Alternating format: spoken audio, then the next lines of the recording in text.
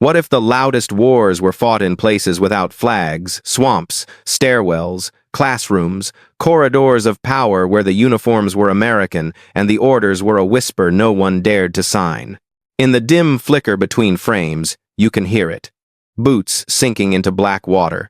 A payphone ringing with no one brave enough to answer. A school bell that sounds like an alarm. Some films didn't entertain, they confessed. They showed missions that unraveled, loyalties that bent, and a country discovering the enemy lived closer than it thought sometimes under the same roof. These aren't the stories Hollywood sold. They're the ones it shelved. These are the 5 films that revealed what Hollywood tried to hide. By the early 1980 seconds, America was still haunted by the ghosts of Vietnam. The silver screens filled with soldiers and heroes, but behind every explosion lay a question no script wanted to answer.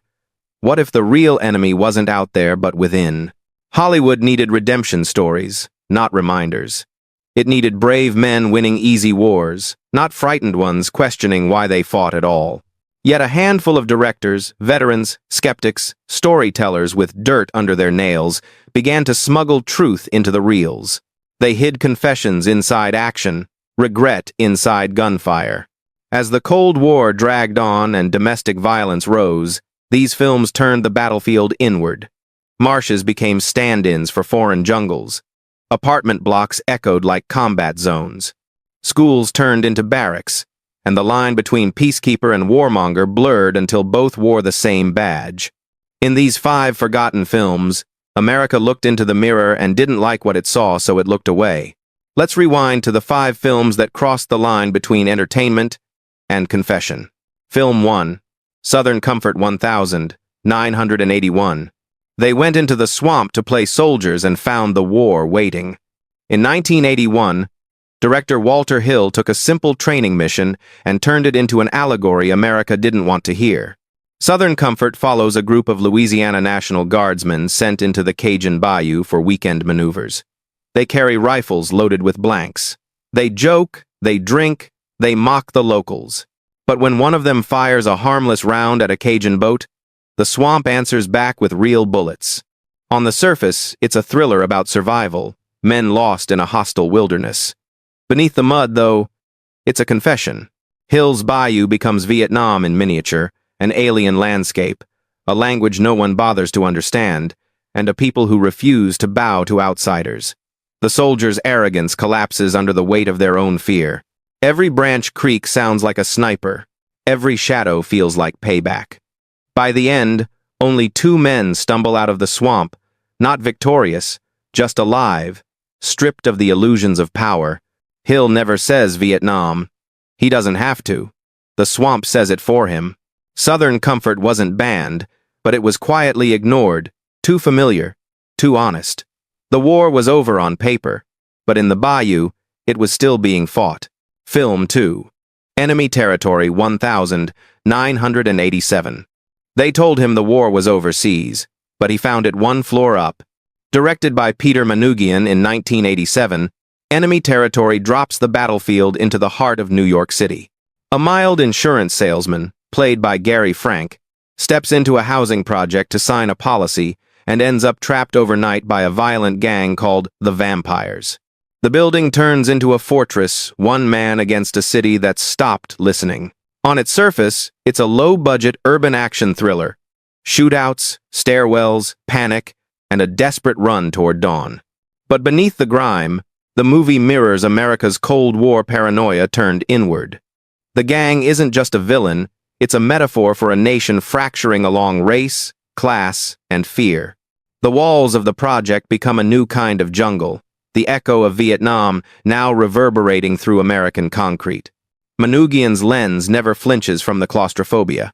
Every hallway hums like a trench. Every elevator ride feels like crossing enemy lines. And the irony cuts deep. The salesman doesn't belong to any side, he's just another civilian caught in a war his country built at home.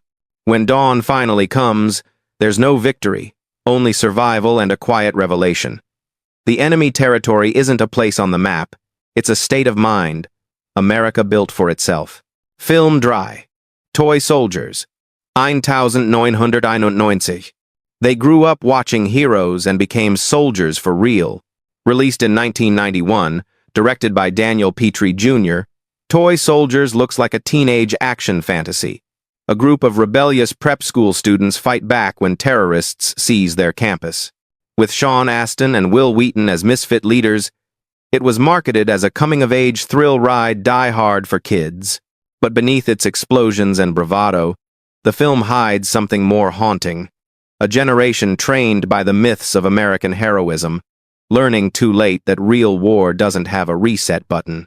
The students think they're imitating the heroes they grew up idolizing until the violence becomes real. Their makeshift resistance feels brave on screen, but every shot echoes the propaganda Hollywood once sold to their fathers. They aren't saving America. They're acting out its confusion. The title says it all. Toy Soldiers brave, miniature, and disposable. Director Petrie laces the film with quiet unease. Between gunfights, there are glances of fear, silence, and disbelief. Moments when the boys realize courage doesn't erase terror.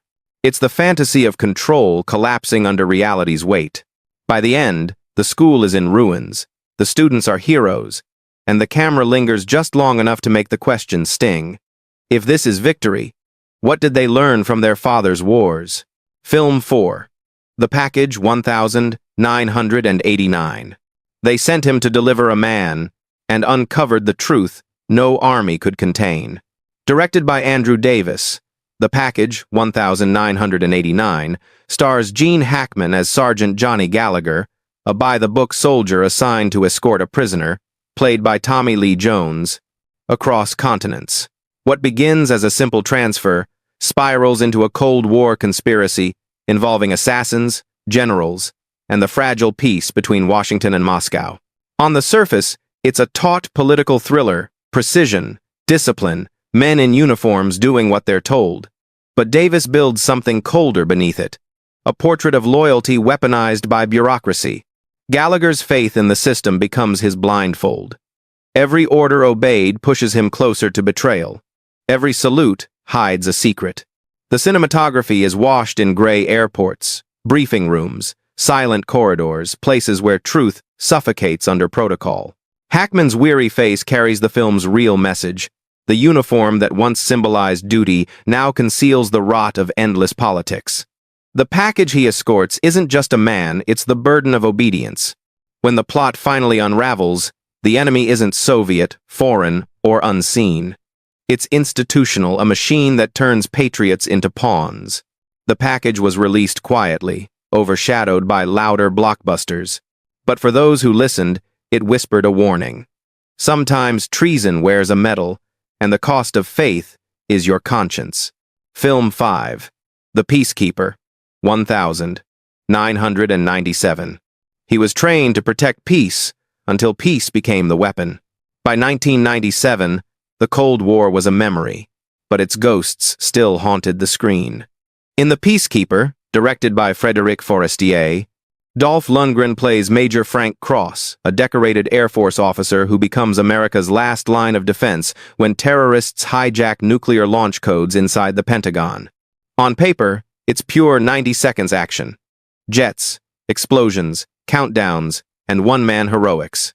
But beneath the noise, the film carries a quieter unease, a story about the moral exhaustion of a nation that's forgotten why it fights.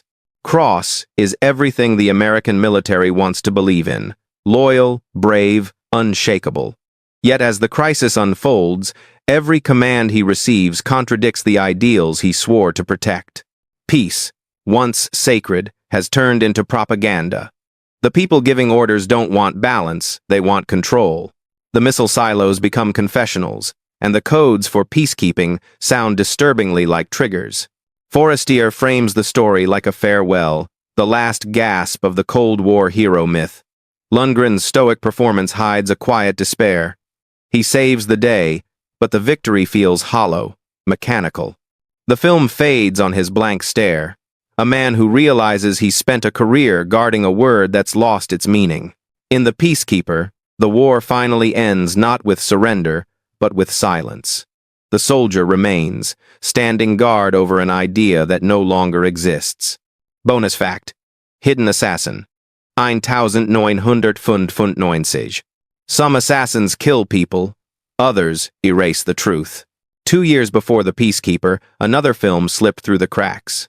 Hidden Assassin, also known as The Shooter, directed by Ted Kotcheff and starring Dolph Lundgren once again. On the surface, it's an international thriller, a U.S. Marshal investigating the murder of a Cuban diplomat in Prague, uncovering a plot that could ignite a new Cold War. But beneath the familiar setup lies something darker, a quiet admission that even peace treaties can bleed. Kotcheff, who had already directed First Blood, turns Europe's post-Iron Curtain ruins into a graveyard of ideals. The sniper's bullet that kills the diplomat doesn't just start a manhunt, it shatters the illusion that the world ever truly changed. The Soviet banners are gone, but the motives remain. Intelligence agencies swap sides.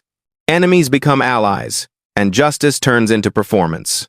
Lundgren's character, haunted and restrained, chases a phantom that feels more symbolic than human, a figure who could stand for truth itself. Visible, precise, and doomed to disappear.